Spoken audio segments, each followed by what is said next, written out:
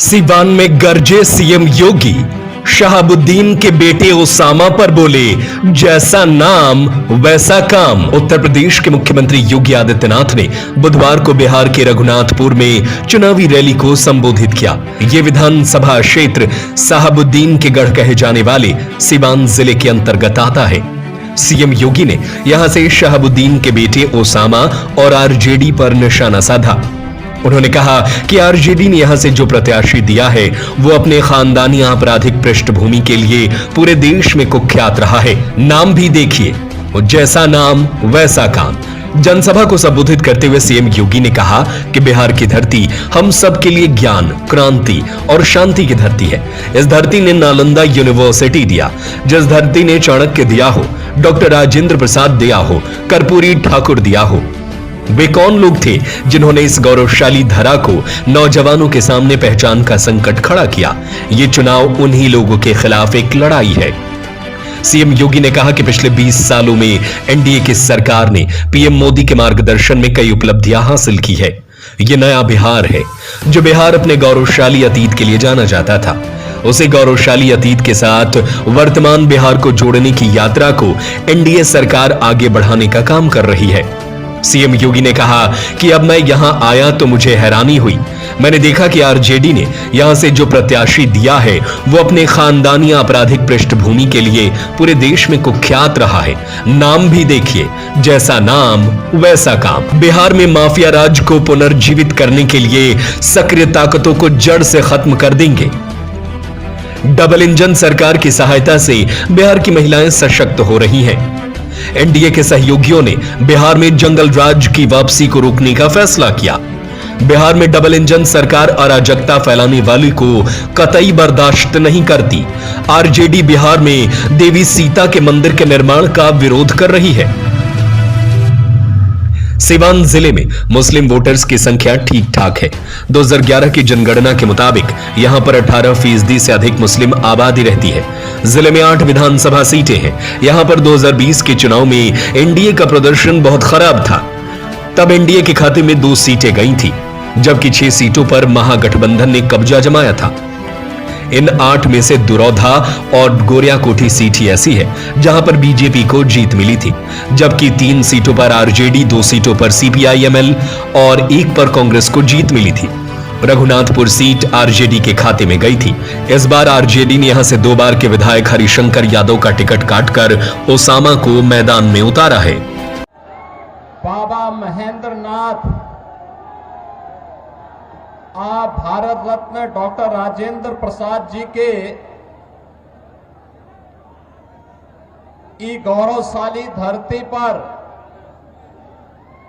रौरा सभी के हम हृदय से अभिनंदन करत बानी। भारत माता की, भारत माता की, भारत माता की। वंदे वंदे वंदे।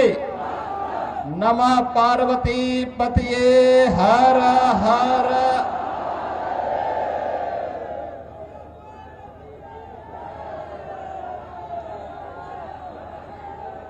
आज की इस चुनावी सभा में मंच पर उपस्थित सिवान की लोकप्रिय सांसद श्रीमती विजय लक्ष्मी देवी जी, भारतीय जनता पार्टी के जिला के अध्यक्ष श्री राहुल तिवारी जी, जिला अध्यक्ष जदयू श्री चंद्रकेतु सिंह जी, जिलाध्यक्ष लोजपा श्री महादेव पासवान जी, भारतीय जनता पार्टी के राष्ट्रीय मंत्री श्री अरविंद मेनन जी, उत्तर प्रदेश विधानसभा के सदस्य श्री आकाश सक्सेना जी, पूर्व सांसद श्री ओम प्रकाश यादव जी, भारतीय जनता पार्टी के वरिष्ठ नेता श्री जितेंद्र स्वामी जी, पूर्व मंत्री श्री विक्रम कुंवर जी, विधान परिषद के पूर्व सदस्य श्री मनोज कुमार सिंह जी,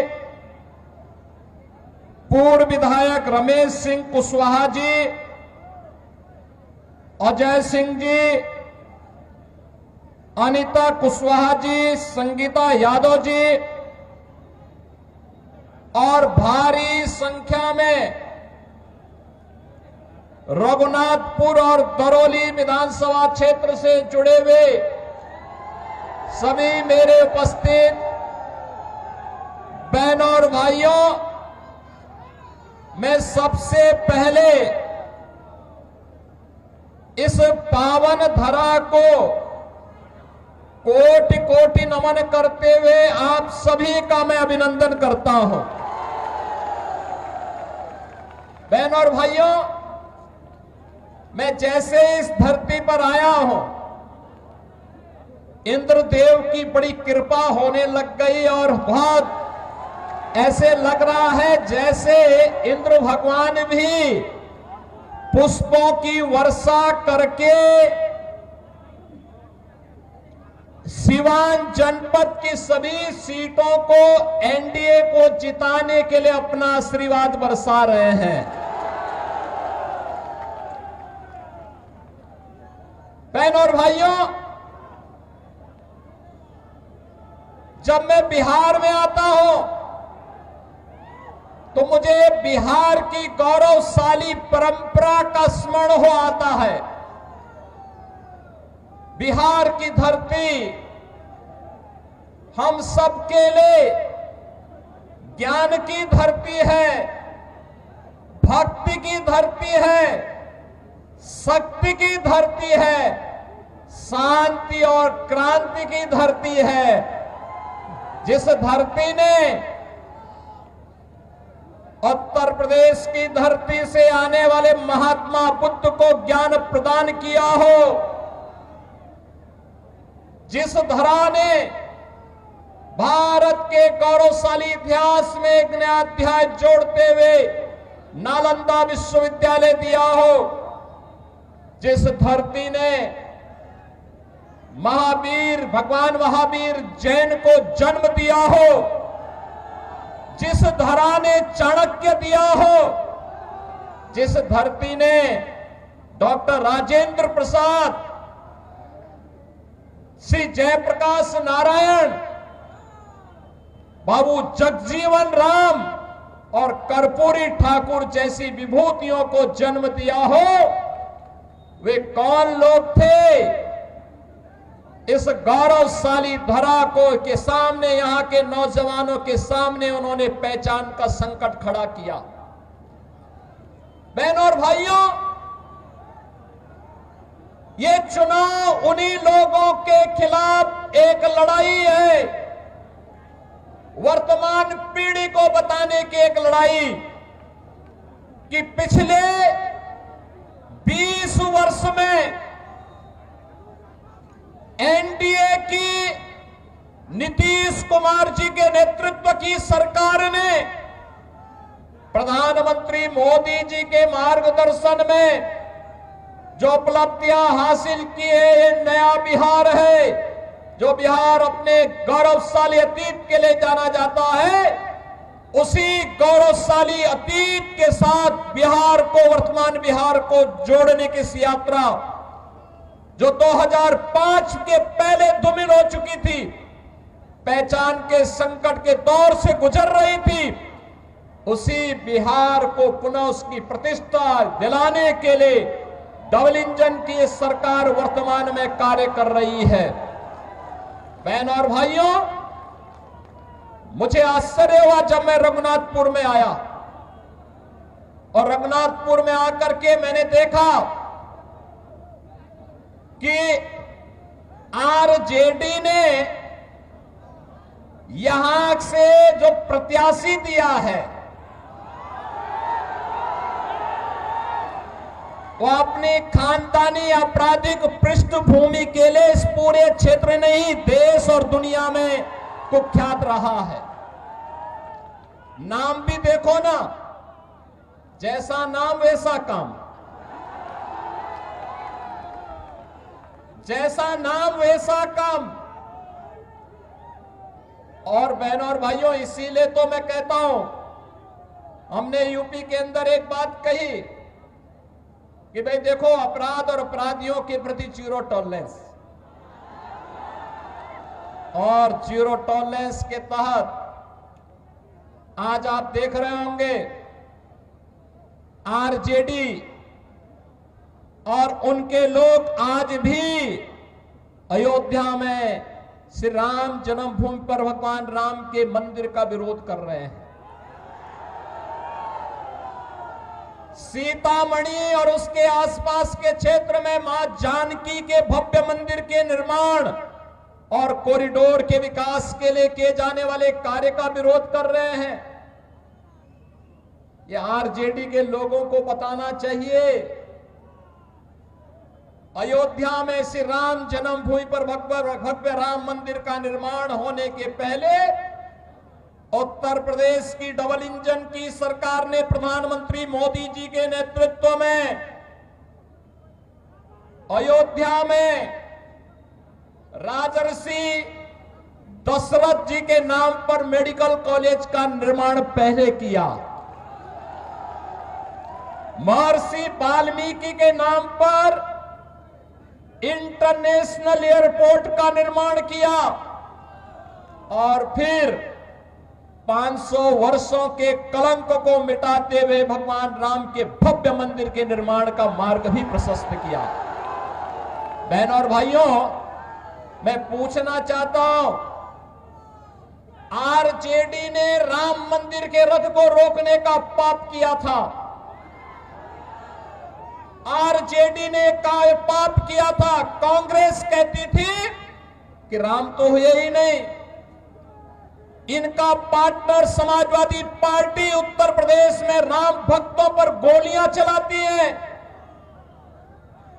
और ये लोग जब भी इन्हें अवसर मिला, एक ने बिहार के अंदर, एक ने उत्तर प्रदेश के अंदर, वहां के नौजवानों के सामने, वहां के नागरिकों के सामने पहचान का संकट खड़ा किया। लेकिन बहनों और भाइयों, डबल इंजन की एनडीए की सरकार अब पहचान के संकट के लिए मोहताज नहीं। हर बिहारी आज अपने गौरव के साथ सीना तान करके देश और दुनिया के अंदर जाता है, अपनी पहचान को प्रस्तुत करता है। अब बिहार में क्या नहीं है, अब बिहार में सब बात, अच्छी सड़कें हैं, और हम लोगों ने 6100 करोड़ रुपए की लागत से अयोध्या धाम को सीधे सीतामढ़ी से जोड़ने के लिए राम जानकी मार्ग के निर्माण के काम को भी युद्ध स्तर पर आगे बढ़ाया है। आज बिहार में एयरपोर्ट है, मेडिकल कॉलेजेज हैं, इंजीनियरिंग कॉलेजेज हैं, और आज बिहार में पलायन नहीं, आज यहां पर प्रगति के नए नए प्रतिमान स्थापित करने की दिशा में बिहार आगे बढ़ा है। गरीब कल्याणकारी योजनाओं का लाभ गरीबों को मिल रहा है। अराजकता पैदा करने वालों के खिलाफ जीरो टॉलरेंस की नीति के तहत ये डबल इंजन की सरकार नीतीश जी के नेतृत्व में कार्य कर रही है। और बहनों और भाइयों, जो बाकी बच जाता है यूपी का बुलडोजर उसको पूरा कर लेता है। और मैं तो आप सबसे यही कहने के लिए आया हूं, एनडीए यहां पर सभी नेताओं ने प्रधानमंत्री मोदी जी के नेतृत्व में, उनके मार्गदर्शन में, नीतीश जी के नेतृत्व में यहां पे हमारे जितने भी अन्य सहयोगी दल हैं, लोक जनशक्ति पार्टी है, जीतन राम मांझी जी की पार्टी हम हैं, इन सभी ने मिलकर के तय किया है कि बिहार को अब जंगल राज की ओर नहीं जाने देना है, बल्कि बिहार के अंदर कर्पूरी ठाकुर, बाबू जगजीवन राम, डॉक्टर राजेंद्र प्रसाद जी और जयप्रकाश जी की विरासत को आगे बढ़ाते हुए एक जन राज के रूप में बिहार को आगे बढ़ा करके यहां की एक एक व्यक्ति की आवाज को सरकार तक पहुंचाने की सरकार फिर से यहां पर बनानी है। और एनडीए इस बीच से एक बार फिर से अपने मुद्दों के साथ, विरासत और विकास के इन मुद्दों के साथ आपके सामने है। बहनों और भाइयों, सीवान में वह जंगल राज फिर से मत आने दीजिए। आपने देखा होगा कैसे चांद बाबू के पुत्र के ऊपर इसी सीवान में एसिड उड़ेलने का काम हुआ था। ये वही बिहार है। ये अपराधी फिर से जीवित न होने पाए। ये कांग्रेस को, आरजेडी और समाजवादी पार्टी जैसे दलों को शोभा दे सकता है कि वे किसी पेशेवर अपराधी और माफिया को गले लगा करके किसी बाबर और किसी औरंगजेब की मजार में जाकर के सजदा पड़े, लेकिन यहां किसी सच्चे भारतीय को शोभा नहीं देता है। ये नहीं देता है। हम लोग तो उसी मार्ग के पथिक हैं जो गर्व से इस बारे में बोलता है कि रामलला हम आएंगे, मंदिर वही बनाएंगे और बना करके दिखा भी देते हैं। अब किसी को संदेह है अयोध्या में राम मंदिर के निर्माण में?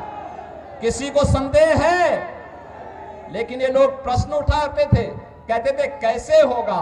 हमने कहा अयोध्या को सुंदरतम नगरी के रूप में स्थापित करेंगे, और आज आप देख रहे होंगे अयोध्या सुंदरतम नगरी के रूप में स्थापित हो गई ना। कोई संदेह है क्या? कोई संदेह है क्या? और उत्तर प्रदेश में इन माफियाओं के ऊपर कार्रवाई कैसे होती है आपने देख लिया है ना। ये डबल इंजन की सरकार ही कर सकती है।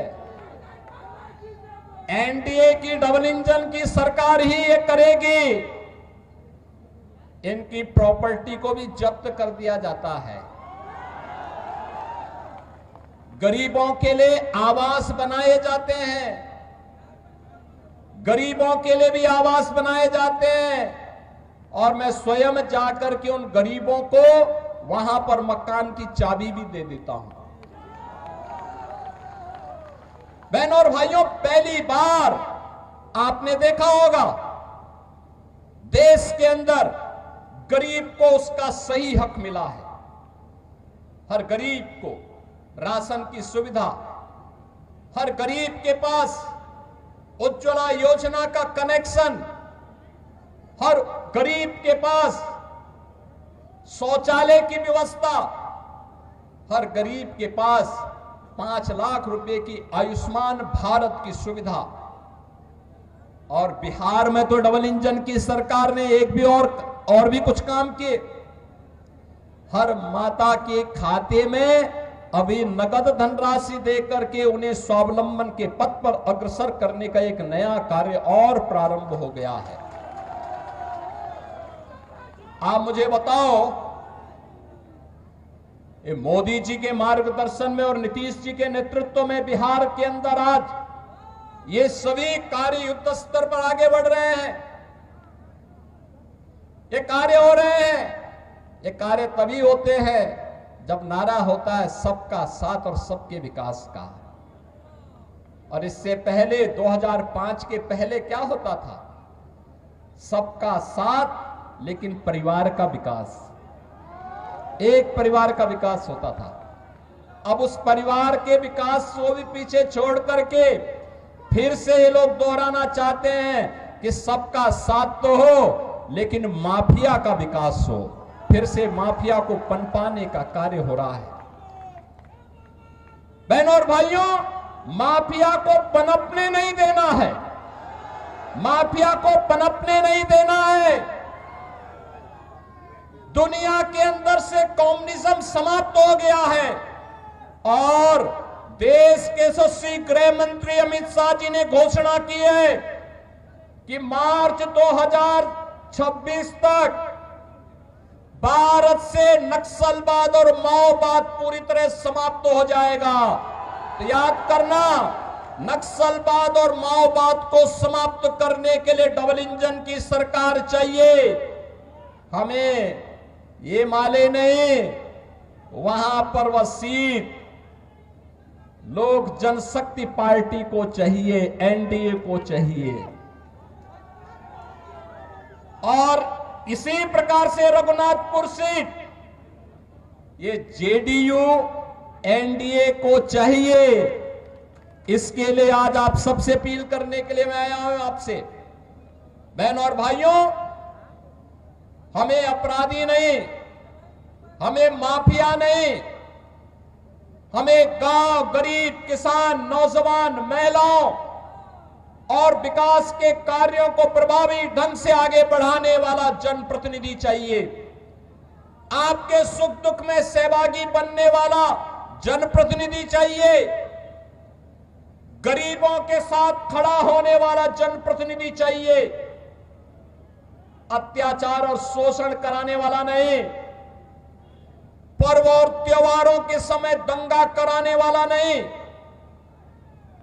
आस्था के साथ खिलवाड़ करने वाला व्यक्ति नहीं, बल्कि विकास के प्रति ईमानदारी के साथ कार्य करने वाला व्यक्ति हो। और इस दृष्टि से एनडीए ने जेडीयू के प्रत्याशी के रूप में नंबर भी है 108 रघुनाथपुर। 108 तो भारत का सनातन धर्म का शुभ अंक है और शुभ अंक में एनडीए ही आनी चाहिए। सहमत है ना? सहमत है ना? किसी अशुभ को मत आने देना, किसी ऐसे व्यक्ति को मत आने देना जो यहां के पहचान के सामने संकट खड़ा करे। तो श्री विकास कुमार सिंह को रघुनाथपुर से और दरौली से श्री विष्णुदेव पासवान जी को, नाम भी विष्णुदेव पासवान, ये दो प्रत्याशी एनडीए के हैं। विजयी बना के भेजेंगे, बना के भेजेंगे। ये पीछे लोग क्यों, यहां इतनी बड़ी संख्या में लोग खड़े हैं, सभी लोग पीछे देखो और पीछे देखो, इधर देखो, सभी लोग सहमत हैं? विजयी होकर के जाएंगे ना दोनों लोग? आप लोग घर घर जाएंगे, एक एक घर में जाकर के मेरी अपील को पहुंचाएंगे। विरासत और विकास के लिए, यहां के नौजवानों के रोजगार के लिए, अन्नदाता किसानों की खुशहाली के लिए, बहन और बेटी की सुरक्षा के लिए और व्यापारियों को एक उन्मुक्त वातावरण में व्यापार करने के लिए ऐसा वातावरण देने के लिए फिर से बिहार के अंदर एनडीए सरकार चाहिए। आप सभी सहमत हैं ना? होना चाहिए ना? नौजवानों को रोजगार मिलना चाहिए ना? किसानों को खुशहाली आनी चाहिए ना? बहन और बेटियों की सुरक्षा होनी चाहिए ना? ये काम केवल डबल इंजन की एनडीए सरकार ही करेगी। और इसके लिए विकास कुमार सिंह को रघुनाथपुर से और दरौली से श्री विष्णुदेव पासवान को प्रत्याशी बना करके एनडीए ने आपके पास भेजा है। विजयी बना के भेजेंगे। सभी लोग मेरे साथ बोलेंगे फिर, भारत माता की, भारत माता की, भारत माता की जय श्री राम, जय जय श्री राम, जय जय श्री राम।